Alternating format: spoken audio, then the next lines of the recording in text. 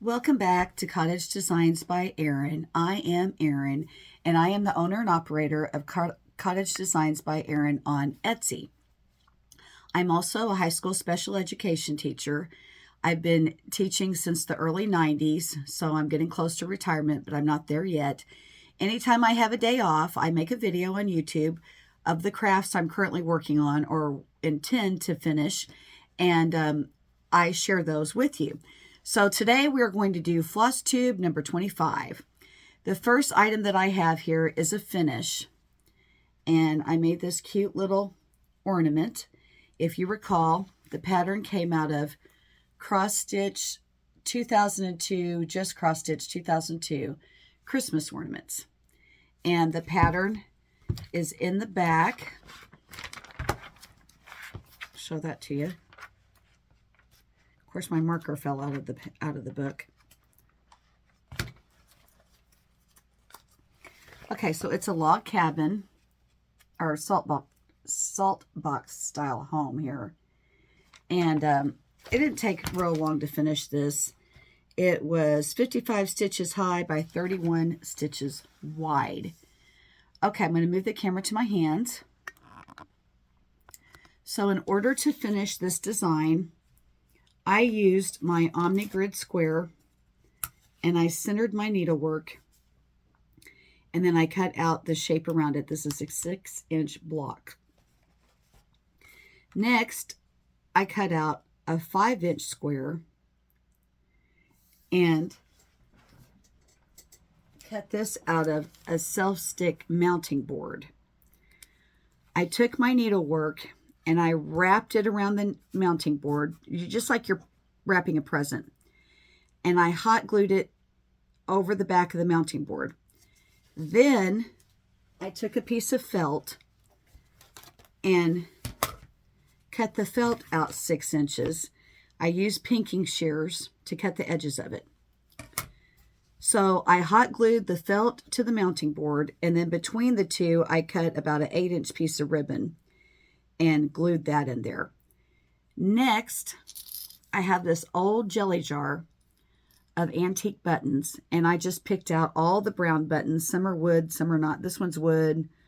This is just your general. But anyway, they're all old. So I hot glued the buttons, mismatched buttons on each end, which I thought turned out really, really cute. So that is my finished ornament. This is for my daughter's tree, and she likes a flat ornament. She doesn't like a pillow stuff type ornament.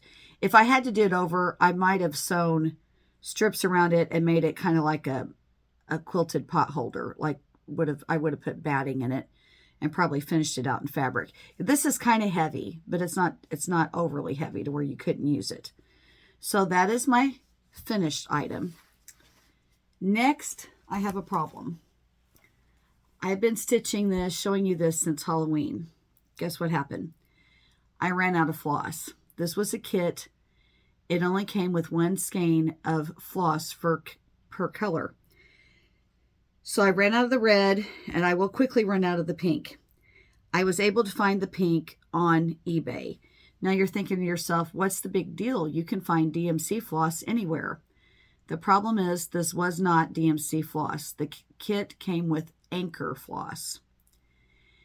And so I got out a 1990s conversion chart and tried to see if I could convert these colors over to DMC, but either the chart was too old or something. There was no number for the floss included in this kit.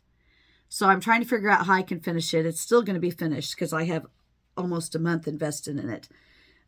I did find the pink floss on eBay. The red floss, I think I can find a DMC match. So that's where we're at on this project. I still want to get it finished and get it framed. All right, next I have purchases. So I'm always looking for a good deal. I found this little purchase here, and it is by Blackbird Designs, which I really love Blackbird Designs, but I will say they are kind of costly. And this is a series.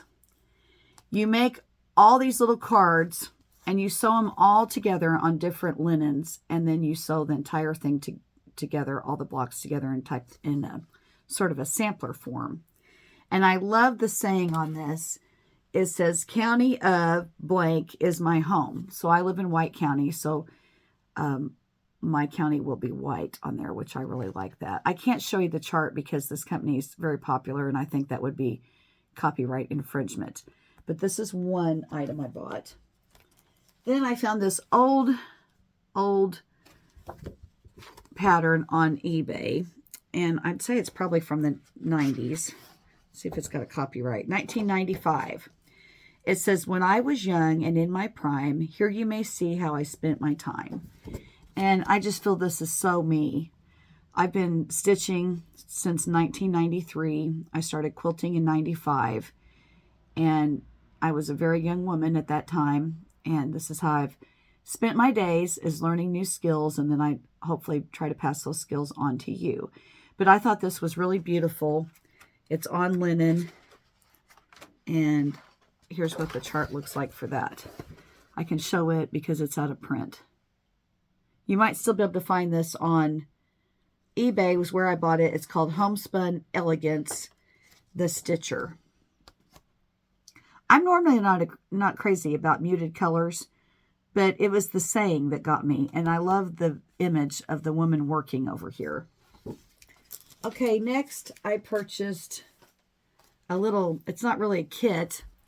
This is by the Drawn Thread, and it's a Christmas ornament. And it comes with, in here, I've got it hidden, it comes with a little star for the top of the tree. And this also came off of eBay. Of course, when you want to get the thing out, you can't. I could feel it. So here's the pattern, the oval for the ornament, and you have to use an exceptionally high count linen to get it to fit on here, or else you're going to have to do your own thing. Here's the little star charm that came for the top of the tree.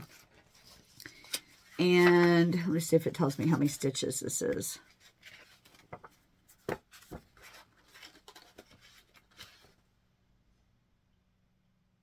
It's 34 stitches wide by 49 stitches high, and it was stitched on 40 count linen. I don't know if I have any linen quite that high, but I'm going to make do. And this pattern came out in 1994. So here's that. Very sweet. Very, very sweet pattern. I don't know if I'll get it done this Christmas, but it'll be on the back burner. I would like to start making handmade Christmas ornaments for my grandchildren. My daughter wasn't thrilled with that idea because she knows how long they take to make, and she's afraid that if she stores them, something will happen to them. So they might have to stay at my house. We'll see. I also purchased this little spring pattern. I couldn't remember if I showed that in my last video or not. And it's called Spring Spot Sampler. And I just think that the colors are so beautiful. It's teeny, teeny, tiny on linen, but a darling little extra framed piece. I'm going to make that for my bedroom. I purchased this last month, and it arrived late, so I didn't even get to start it for Halloween, I'm trying to say. And it says, gather ye pumpkins while ye may. I just love this. And it's so easy, too. It's only 2 colors. And I have more than enough fabric to make this. But because it arrived late, I didn't get to start it. So I hope to stitch this for next Halloween. And then Just Nan has these darling kits. And they've got one for every season. All 4 seasons are represented. I really like the fall and the spring. The winter was okay. The summer I wasn't super crazy about. But I love the pink on this, of course. And it came with a couple skeins of floss here. Skeins of floss. So what I love the most about this is the pink house. And so I would like to get this stitched and maybe go ahead and have it framed and put it with my other green stitch needlework that I have. I think it'd make for a pretty display. Let me take it out of there so you can see it better. Look at that. Isn't that just beautiful? And it came with all these little teeny tiny seed beads. And of course the linen. It's fairly expensive. I think it was about $35. So I'm excited about that.